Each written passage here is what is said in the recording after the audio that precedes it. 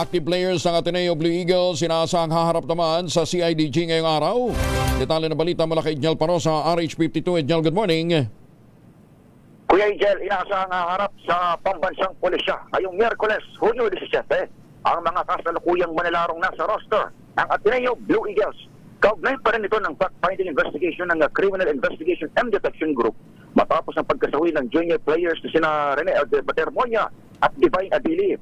Ayon kay CIDG Director Police Major General Robert Alexander Morico II, nagpasabi na ang players maging kanilang mga magulang na ngayong araw sila magtutungo sa Campo Crame. Kaya ba sa unang petsa ng Sabina, nakahapon sila nakatakda. Una nang dumalo sa investigasyon o imbitasyon ng CIDG nitong Martes ang 10 alumnus ng Ateneo Men's Basketball Team. Sabi ni Attorney VJ Topacio, abogado ng former players na Kinani Ladi at Dom Escobar, nakipag-cooperate ang group at under oath ang kanilang mga naging salaysay. Kabilang sa line of questioning na inaasahan mula sa PNP ay may kaugnayan sa posibleng homicide o hazing sa bootcamp ng Koponan sa Aurora ay kinamatay ng 2 bagito noong Hunyo 8. Ako si Edniel Paro, Rizal H. Una sa Pilipinas, una sa Pilipino. Edniel, pero wala naman, ever since na uso ang UAAP, ang ano pa bang ibang, kahit sa mga palarong pambansa, wala naman. May napapabalita bang hazing sa mga atleta? Tama ka dyan, Kuya Angel. Wala. Pero ang angulo na tinitingnan kasi ng CIDG ay neophyte o junior players pa rin itong mga ito. In fact, yung isa sa kanila, Kuya Angel, si Rene Baterbonia, alam mo, sumalang sa bootcamp, hindi pa pala enrolled sa Ateneo. Hindi, okay lang naman yun. Wala namang problema kahit na sumalang siya sa bootcamp nga eh. Pero pasok na siya. Kinuha siya ng Ateneo galing sa palarong pambansa player yan eh. Di ba? Nagpakita na matinding, kaya nga na pumasok agad sa draft eh. 'Di ba? Kaya napabilang siya sa Ateneo Blue Eagles. Pero yung sinasabing ihihasing mo, parang wala. Kaya ka nga sports program eh.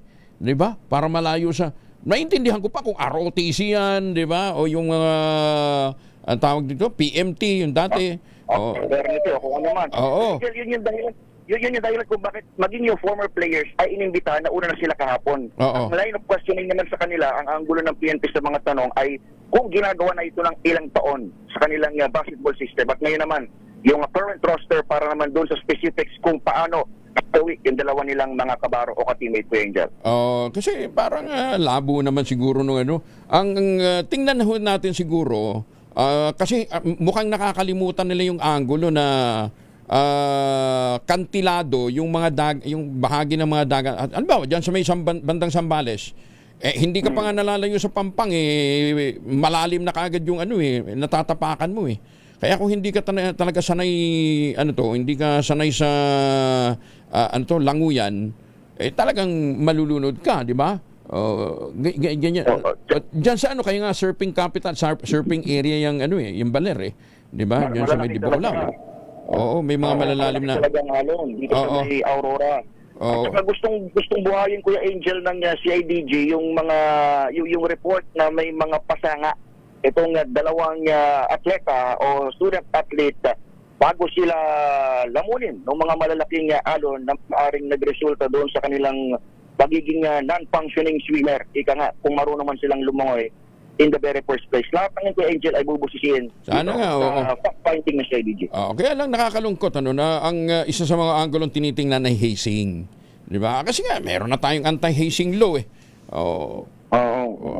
Kaya, anyway, sige, tingnan natin kung anong magiging resulta ng investigasyon. Kaya lang, kung may mindset nga na tinitingnan yung hazing, parang napaka-unsportsmanship na, para bang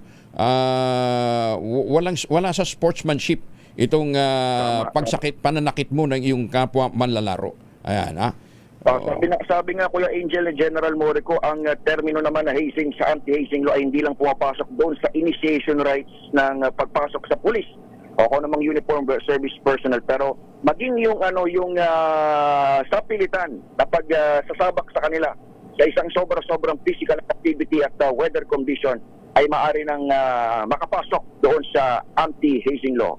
Para sa Camp Crame, Kuya Angel, balik sa'yo.